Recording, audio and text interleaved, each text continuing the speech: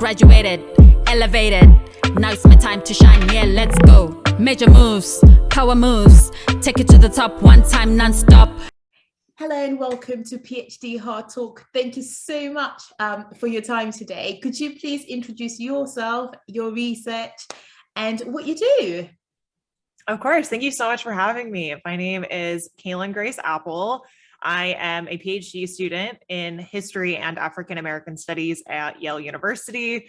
I primarily focus on the early modern English empire and the Atlantic and the law of slavery. So I'm very interested in matrilineal descent, in particular within the law of what is known as partus sequitur ventrum, which was passed in Virginia by the General Assembly in 1662.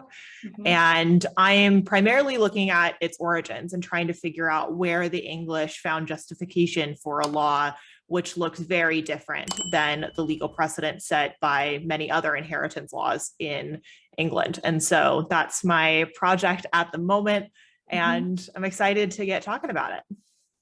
Lovely. So your research, I mean, it sounded really like I need a brain and a dictionary. And I'm just thinking to myself, how does it benefit the wider community, and what got you into it? So the question essentially began with some studies of women and gender in the system of enslavement in North America. And when I learned about the partus sequitur ventrum law, a lot of what historians have discussed is how it impacted the demographics of North America in the 18th century, with enslaved women having children born into America and being born into enslavement. And that became one of the primary features of slavery as it's known in the 18th century and 17th century Atlantic world. And I had questions as to, but where does this come from? It seems odd that the English would pass an inheritance law that looks so different than other laws of England. And so I began asking questions about that, and the impact of the project, I think, really looks at the intentionality of lawmakers, legislators, and enslavers in the English Atlantic Empire, and their conversations about women's reproductive labor and their capacity to essentially be a mechanism by which enslavement would be an intergenerational experience. And this had extreme impacts on enslaved women's lives in the English Empire, but also had severe impacts on Black communities going forward into the 19th century in the new United States, and continues to have impacts on the way that Black communities are formed today. And it's interesting looking at the research that's being done now by scholars such as Stephanie Jones-Rogers, who's really interested in the cultural implications, or rather the cultural origins of matrilineal descent in West African practices, is in relation to considerations about kinship. And this is also done by scholars such as Jennifer Morgan, and their work essentially influences the way that I am developing my questions, but I'm very curious about the legal ramifications of this and why it comes to be, and where the English are finding basis for this particular law, and who's involved in the legislation. And there are parliamentary records that I have found and others have indicated for me that I've met at conferences, and they've pointed me in this direction, where even English Parliament was trying to pass laws of inheritance in relation to slavery being an intergenerational status. And I think it changes the narrative of the colonists were the ones that created this. It was all due to economic and social factors at play, and me basically trying to argue that there was severe intention behind this decision. And this was not just a colonial decision. It wasn't just being enacted by colonists out in the periphery of the English Empire, but this was something that was being discussed in the metropole, it was being discussed in London, in Parliament, and that it's filtering out throughout the empire. And it has direct ramifications for enslaved women. And so that's the project. I could go on and on about it because it's a project that I find, one, very important to the way that I could think about the law of slavery, but also changes the way, I hope, the way that we teach about slavery. And especially in this moment where we're discussing the origins of the American project and how that rests on the labor of enslaved people, and how we teach that is important. And I think that also considering that this was a very intentional project that's being developed in the 17th century is something that shifts our way of thinking about how the Atlantic world came to be and how the English Empire really rested on the enslaved labor of African people. Okay. I mean, you've said so much, and I guess I've got a few questions.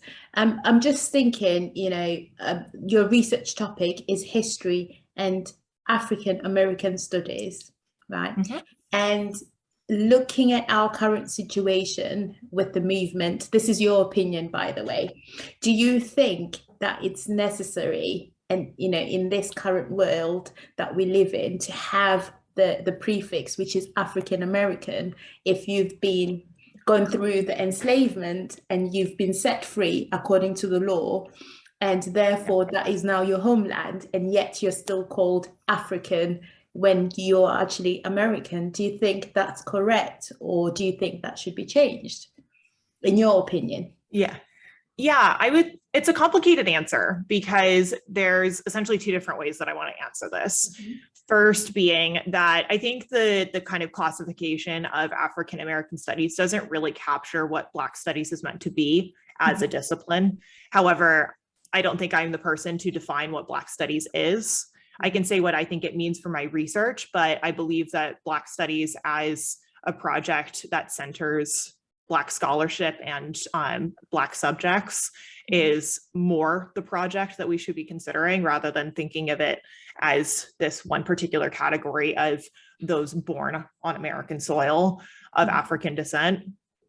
And then the second is about where African people come from, or African descended people come from in the North American colonial project. Mm-hmm. So I think it was the 70s, I could be getting this wrong, but I believe around the 70s, 80s, a significant shift in the way that the slave trade was being studied mm-hmm. occurred, in which case we began to try to trace where people were coming from and where they were actually landing in the quote unquote New World. And so what Philip Curtin essentially did was show us that African people were not necessarily going directly to North America, that they're primarily landing in the West Indies and they're landing in Brazil. Mm-hmm. And so the people that end up in Virginia may not necessarily have been directly from the continent of Africa. Mm-hmm. They may have originated from the West Indies before coming to Virginia. And so I think it's more of a African diasporic question, rather than like thinking about this as there's only two locations in which Black people exist in the Atlantic world in the English context, mm-hmm. and that it complicates the story of where these people come from and how their families form and how it is that we might define them or how they might define themselves. Mm-hmm. And so it's a complicated answer. I don't have a direct statement of, I think that we should be saying that these are African people or African American, because there are people that came from, for example, the Spanish West Indies who end up in Virginia, or they were with the Dutch prior. And so they may have been with the Dutch for 2 generations prior to coming to South Carolina, Virginia, et cetera. And so I think it's a complicated answer, as any historian would often say. Is just, it quote unquote depends. It does. I agree. So in terms of teaching style, you mentioned that you hope that, you know, with your research, the way we teach maybe better is not the right word, but it may adapt to our current situation, to put it that way. What are your suggestions based on your current situ and your research findings currently? What would you suggest? So I would say that there's two different things that I think I want to include in my own teaching, and that I hope will have a wider influence in the academy. And this is a shift that I hope will happen, not just because of my own work, but because of the work of scholars like Stephanie Jones-Rogers, Jennifer Morgan, and others in the academy that are just coming up into the PhD. And the first is that I want us to really shift towards centering Black women in this story and thinking about their labor as deeply integral to the way that we think of labor within enslavement, as not a separate category, but as deeply entangled in the way that the law of slavery was developed and the practice of enslaving was also developed. Because a lot of what is taught, or a lot of what is thought of in terms of enslavement, really centers Black men. And I think that in the way that I was taught by Brenda Stevenson at UCLA, and I thought what she did really well was talking about how the kind of multiplicity of labor dynamics really changed the way that we should consider slavery. And that her research on enslaved families really impacted her way of teaching. And that's something that I want to bring into my own scholarship. It's something that I want to bring into the way that I teach my courses, hopefully someday. And the second thing is looking at the wider project of the academy. And one thing that I press back on, perhaps, is that the academy tends to operate in a vacuum. We've said it a million times. The conversations tend to happen between academics, for academics. We write for other academics, and the conversation essentially stops there. But we're currently having a reckoning over the history of slavery, the history of racism, and yet people in the academy seem very comfortable staying out of that conversation and staying out of that discourse entirely. And I think that there is definitely a way to engage without essentially engaging in this massive back and forth debate where there's only two sides. And I think that the way that we do that is by using like digital humanities projects is one thing, but also thinking about the way that academics talk about their work and display their work, or are able to engage in their work, that we should be using social media. We should be using platforms that are not just Twitter in order to engage with others and to be challenged by others. And I don't necessarily have a direct answer for what that looks like, because I'm still figuring out what that looks like for me. But I, for example, have my YouTube channel where I just talk about my day-to-day life as a graduate student. I talk about what I'm doing in my studies, the classes that I'm taking, the discussions that we had that day. And not only is it it's a project that really helps me filter through my work and talk aloud about what it is I'm learning, but it also allows other people to learn alongside me and to engage with it and offer recommendations. And having that kind of connection and wider discussion, I think, is another way of thinking about teaching and thinking about knowledge production and connection. And that's something that I think will always be a part of my practice as a scholar, and something that I think I urge everyone to consider. No, I respect your response so much, because it has an element of PhD Hardtalk in it.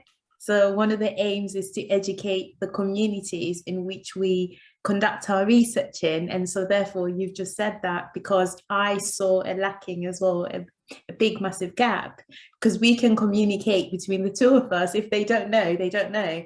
And I guess it leads me on to the next question, which is, you know, as we all know, that being within an institute, there's a lot of red tape. And therefore, for some of us who rely on the institute financially, and also you know, other things, maybe mentally, etc., it can be quite challenging for us to say, yes, I'm going to jump on that bandwagon and literally run with it, because I'm thinking, I've got a mortgage, my wife's pregnant, she's also in academia, she hasn't, you know, the contract that she was meant to get, she didn't get it, and therefore I wanted to, but I can't now. You know, what are your thoughts on, you know, in terms of that scenario there? Do you think there should be more that should be done, or you're not sure? I think the answer is definitely yes, there is more that should be done. The academy needs to be more accountable to supporting humanities scholars. Beyond that as well, I think that the challenge is that there are, as you said, there is the red tape that exists within the type of work that the academy wants to support, the type of conversations it's willing to engage in, the way that it's willing to engage in those conversations. So I think in your question, there's two things that I want to point out in particular. So there's the institutional red tape, and then there's the personal factors. So we rely on these institutions because we are underpaid. And we have personal life matters, rent, having to eat, having medical procedures that need to be done, needing to care for our families. And we are relying on these institutions that also are limiting what types of conversations they're willing to engage in and how. And so we go to the institution, we say, hey, we need this degree of support.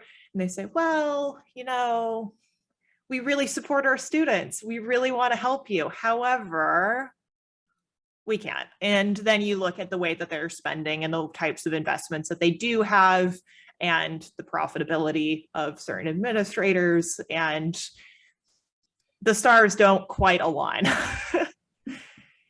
And as an academic and as a business owner, I saw that coming in.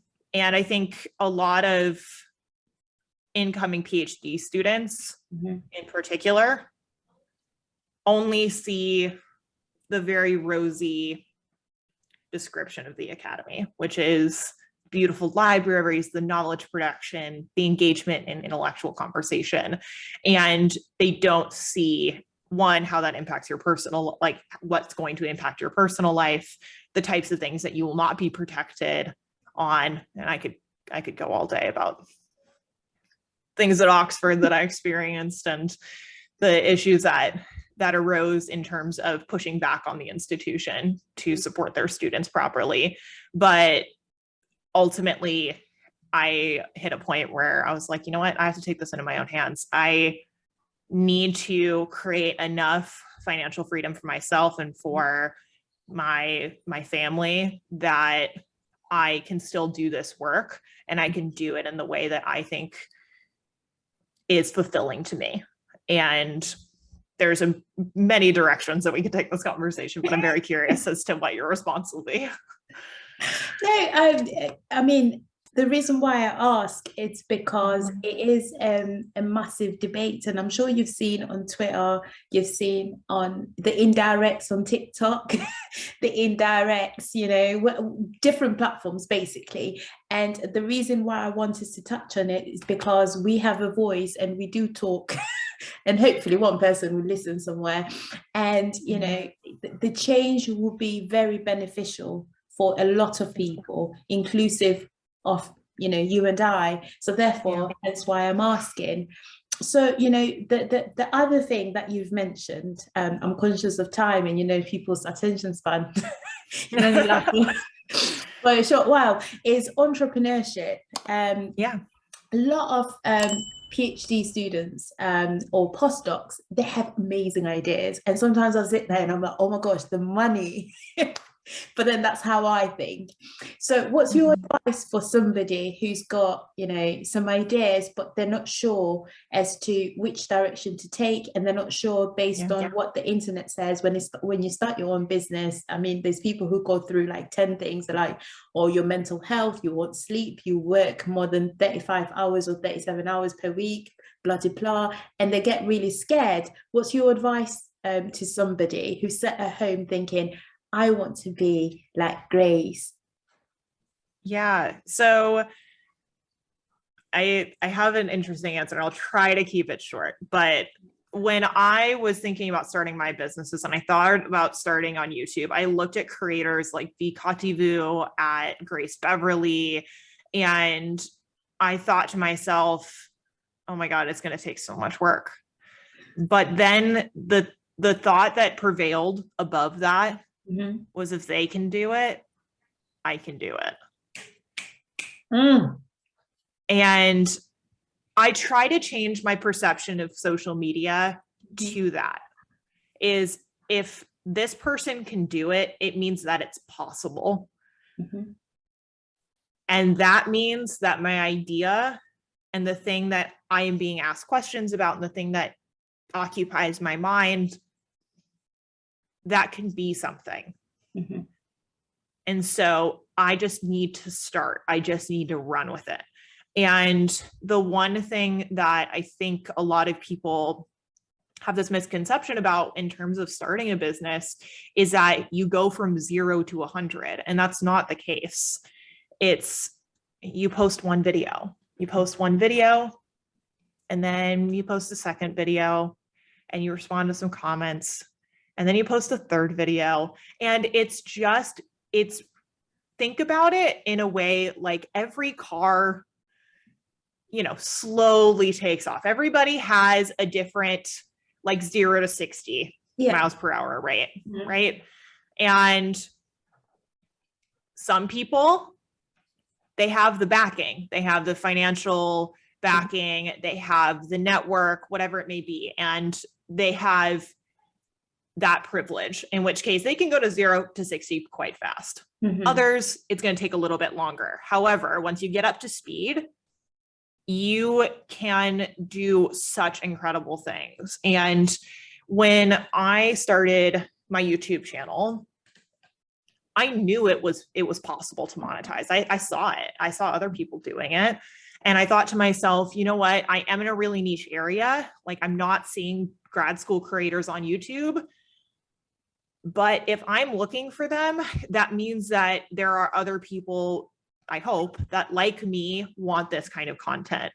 And so I'm just going to post it. Like, I'm going to make the content that I'm looking for. And with that, I started getting asked questions about admissions. And I find admissions just absolutely fascinating. I think about it probably more than I should. Like, I constantly am thinking about, why are they making these decisions? I see a new program prop up at Oxford about like AI ethics. And I think about, okay, how would I approach that if I had a client that wanted to apply to that? And so it's something that I think about all the time. And it's the thing that I get questions about a lot.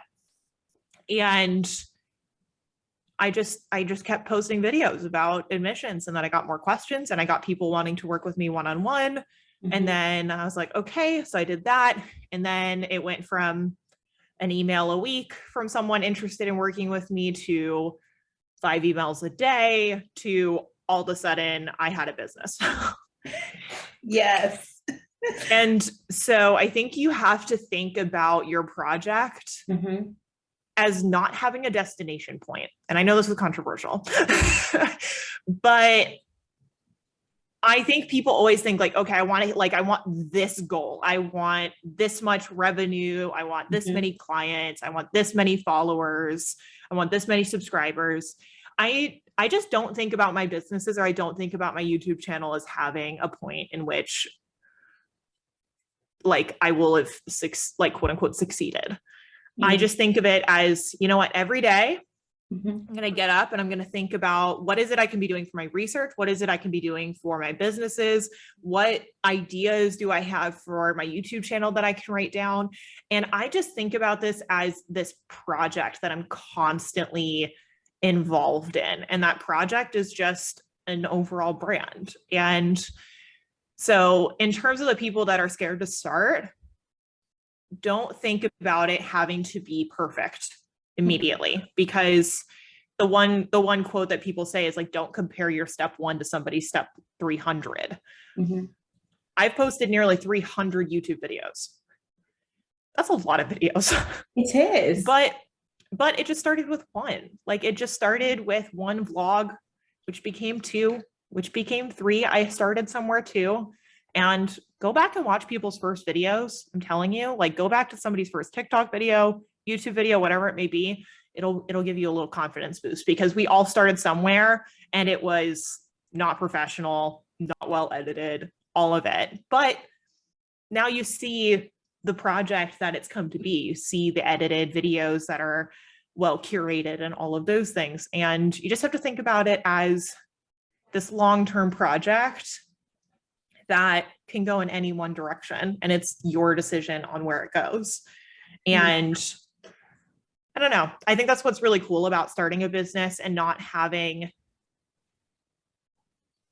needing it to be a specific thing, and not having that expectation, and seeing where that takes you. Because if I've learned anything with now having 3 businesses, is that they're going to become what they're meant to become, whether or not you're the one kind of driving that. And it's better to be creative with it and to kind of like run with it as it's going, than to feel like you have to create a business plan and meet every single marker at a specific point in time, because then it stops being creative. It starts being something that you have to do. And I prefer for my businesses, and I prefer for my research and whatnot, to be something that I decided to do. That's quite interesting. And you've said a lot, but I know that I'll get this question before I ask the question that I want to ask, which is, you're in research, you've got 3 businesses. How do you balance your time? Because I get that question all the time. So now I'm throwing it at you. Yeah. Well, funny enough, I just posted a YouTube video on time management with all of my tips. But ultimately, I try to compartmentalize. I try to say to myself, okay, what do you want to focus on today? And I have what I call my perfect week. I basically lay out a time block of what I want to be focusing on at any given time.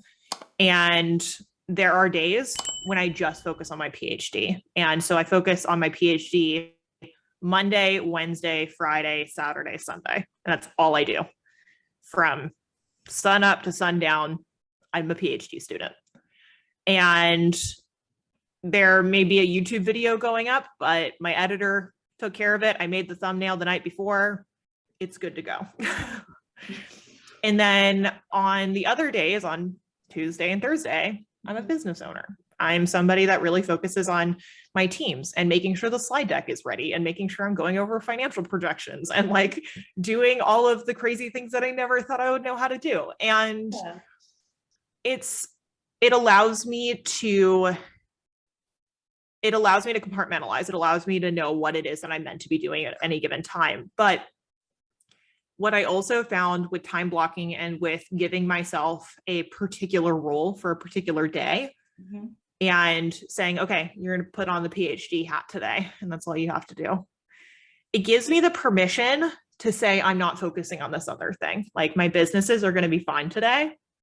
I have my team now. I have 7 people that work for me at Accepted Consulting. I've got 4 that work with us at Accepted Society. And so it gives me the permission to say, you know what, your team's got it. You've set up the system. Go be a PhD student today. Go do your reading, go to your meetings, think about your research, think about archives all day long. Tomorrow you can think about your clients. And it allows me that permission to take that break. And it also allows me to know when I'm allowed to rest. Like I do allow room for things to go wrong. I do allow room to take time off and say, you know what, like I'm just a person right now. Like I'm going to take off my PhD hat. Yeah. I'm not going to be a business owner today. Yeah. I'm just going to be Kaeyln. I'm just going to go out with my friends. I'm going to go to happy hour and I'm going to sleep in tomorrow. And I give myself that room in my schedule to just check out. And that has been instrumental in my ability to get all this work done.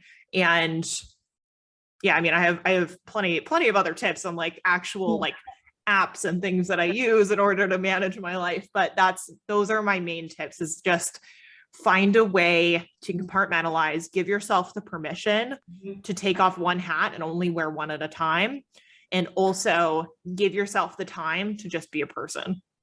No, thank you so much. And I guess for everybody else, just look at the bottom, all the details at the bottom to get in contact with Kaeyln. I called you Grace. I don't know. I like Grace, you know, it's a beautiful name. I'll stick to first name basis. So in terms of, you know, your research, going back into your research, I know we've touched on business, but then we're about to finish off, to round off. I always ask about the methodology. Yeah. What's your methodology? So I'm a quant gal. I really like databases, much to the dismay of like every social historian and legal historian. But my project at the moment is focusing on two methods, and this will change over time because I'm in the very early stages. But my plan is to essentially establish a database of all of the slave codes enacted in the English Empire in the 17th century. And well, all the legal codes related to the law of slavery. And then what I'm trying to do is essentially track where certain language starts to arise and see how that also is reflected in Spanish law. Because a lot of what's been written, especially by scholars such as like Winthrop Jordan, is that the English were looking to the Spanish as their example. And I want to know if they're copying the law, like the actual language of the law, not just the practice. And so I'm going to develop this database because I want to know at where and at what time certain language starts to arise in the Atlantic legal context. And then the second is that I'm going to go back. I found a parliamentary record from 1660 where the House of Commons attempted to pass a law of slavery, and it was never ratified. But I want to know who was in the room. And I want to know how that conversation came to be. And there are some theories, like Holly Brewer has talked a lot about the Royal African Company and what this means for the kind of political economic context at the time. I'm very interested what this means about the communications between London and the colonies. And so I want to know who was sitting in the room, and I want to go into their papers. So that's the early stages of the project. Ask me in a year or two, and I'm sure my answer will be very different. No, that sounds really exciting. I want to know who was in the room as well. So I'll be calling you. In terms of that, I guess before I finish off, I've got two questions. The first question is, you know, you've explained that you are doing your PhD. You've got businesses, and we've talked about time management, and we've also reflected on, you know, African Americans, blah, blah, blah, teaching, etc. When it comes to your employees, because I'm just thinking, if somebody out there, you know, I mean, I've got employees as well, so I have to work with my employees. So I'm just thinking, if somebody has never had anybody work for them, and they come across a disgruntled employee, I'm not sure if you've got experience with that, or somebody who's not pulling their weight.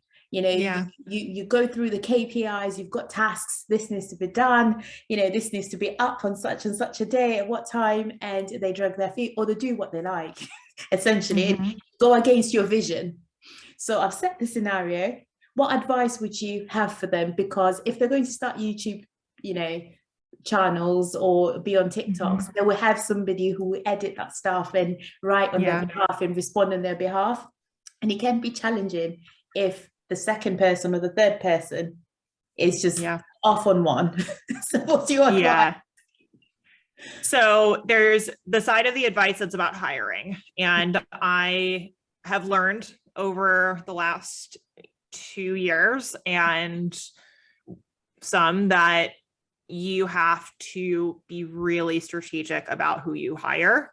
And I have a couple of things that I look out for now in terms of the language that the person uses to describe why they want to work for my company.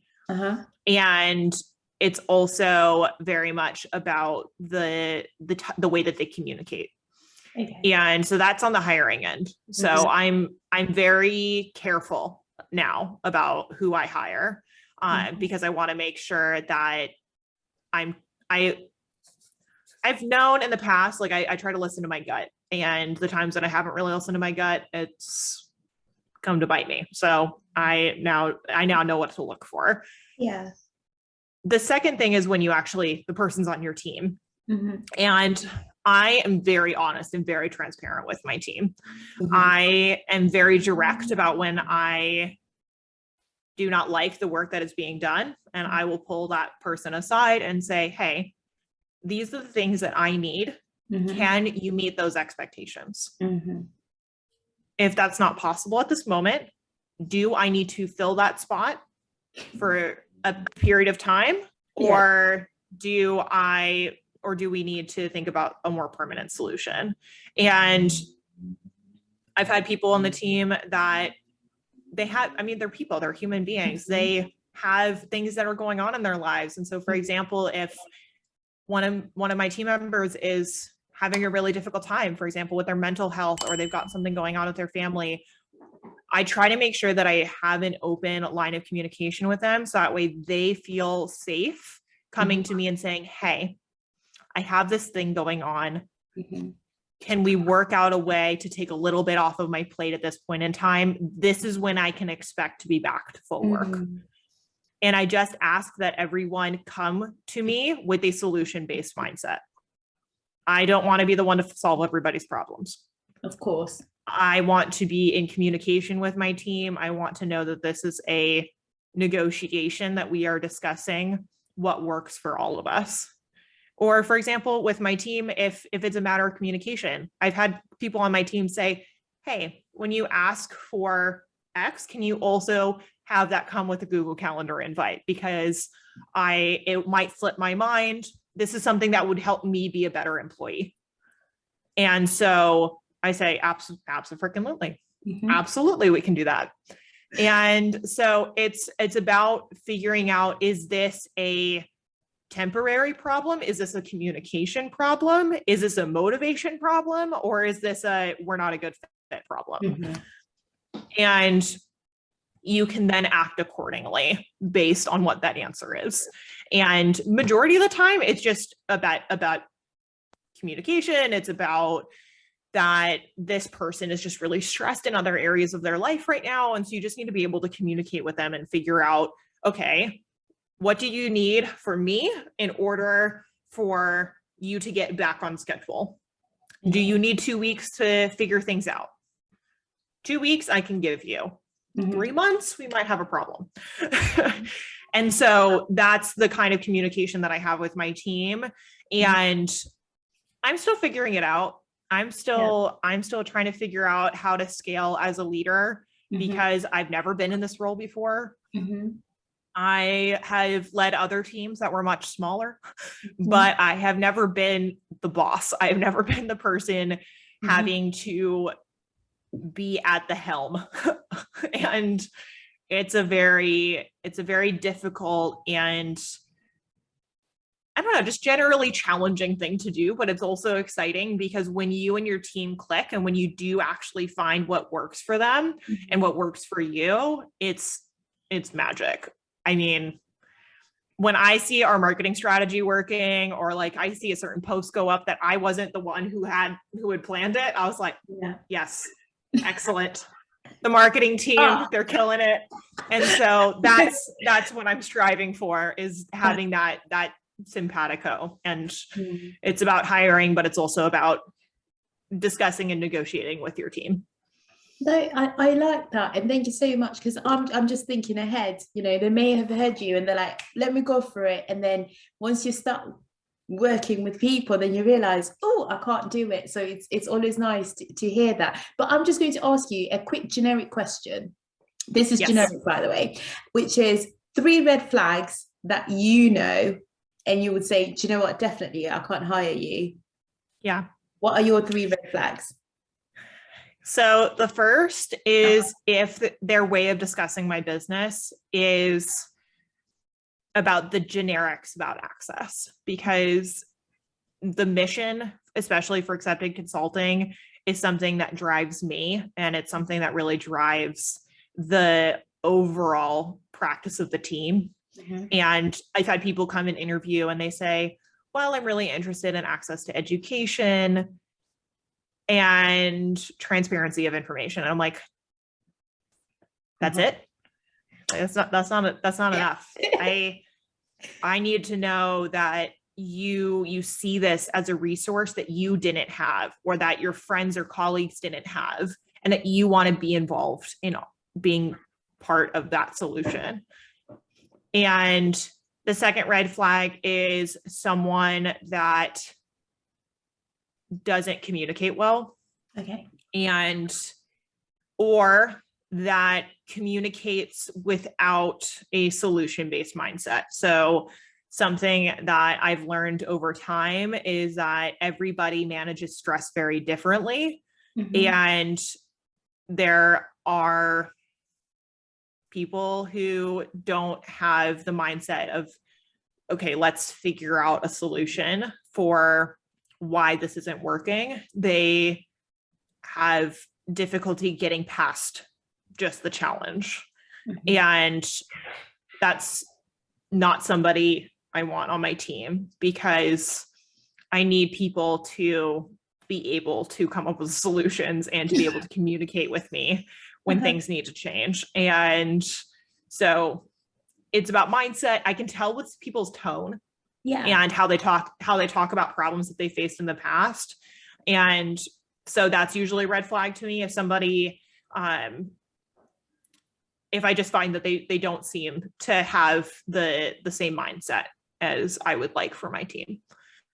And then the third red flag, I would say,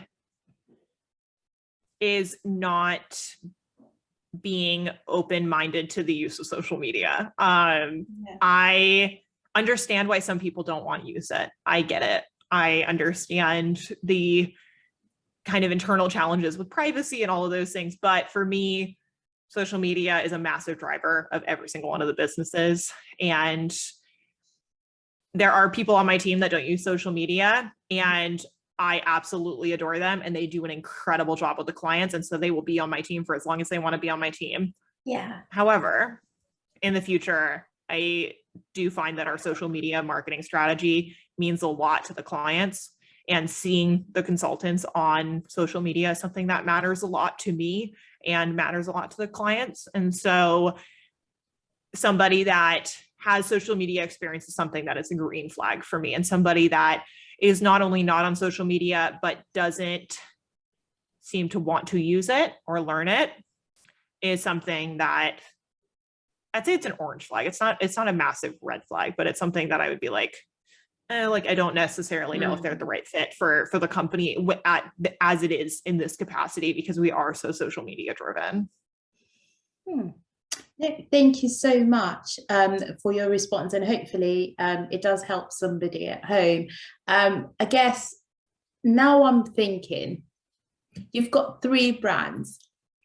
Has anybody, or do you have advice if someone's going through this, where somebody that they've hired is now thinking that your brand or their brand is their brand as an employee? How do they deal with that? Just to emphasize, to say, you're the employee and this is my brand.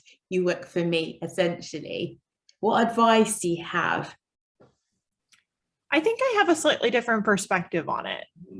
And I think it's because of the nature of the business to be empowered to have their own brands and to talk about my business in a very casual way on their own social media. And so I encourage my team by saying that I want to see them on YouTube. I want to see them talking about their own life and their own brands and developing it. And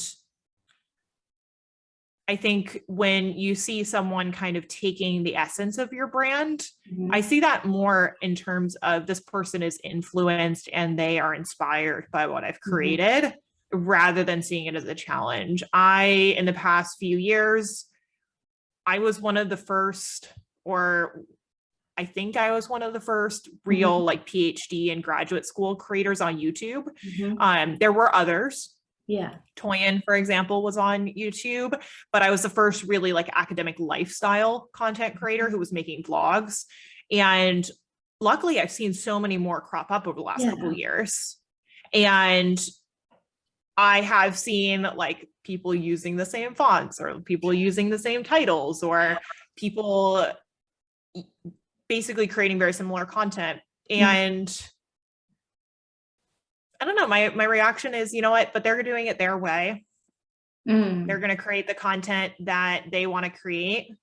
We're not the same person. We don't have the same goals. We don't have the same mission. Yeah. It may be very similar, but they're not me. I'm not them. And so even if they're influenced and they may be taking some of my ideas, they're going to make it their own. They're figuring it out. And it doesn't challenge or create competition to me, in my opinion. Like, especially with social media, one of the best benefits is that people can subscribe to whoever they want, and they can subscribe to multiple people. Yeah. Just because somebody creates a brand that's very similar to mine, whether they work for my companies or not, I think that that's a positive thing in a way. I think it's better to look at it as flattery rather than something that is competition. And then in terms of somebody like creating a separate company, that's like invasion of non-compete. So that's a totally different story. Yeah. No, thank you so much for your response. But anyway, brands that, you start a brand and you have people, and then someone goes off. These things happen. So thank you very much for your response. It will help a lot of people that have started their businesses or are going through, what we've just discussed hypothetically. So thank you very much. I guess, we've talked so much, so I won't touch on the questions. I'll just ask the last question, which is, why did you come on Ph.D. Hardtalk? Well, I saw your content on TikTok, and I think of social media as the most incredible networking opportunity to meet other incredible scholars, to meet other people.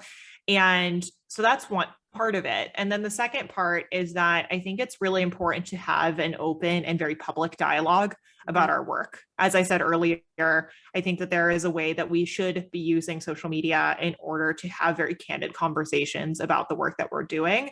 And I also think it's really important to talk very candidly about having side hustles, about having businesses, about having a full life as a PhD student. Your experience as a PhD student doesn't have to be a monolith. Like, you don't have to suffer. And you can decide to make the experience your own. And so I hope that coming on this podcast and by continuing to go on other podcasts, that I can share a little bit of my perspective, and that hopefully inspires others to explore what it is that they really love about research, or what it is that they really love about entrepreneurship. And so thank you so much for having me. Oh, thank you. Thank you for your time and for your kind words. It's been really, really amazing. And I've loved talking to you. I guess in terms of parting words, can you just share details in terms of your consultancy? Well, you can find me on Instagram, YouTube, and TikTok under the Redhead Academic.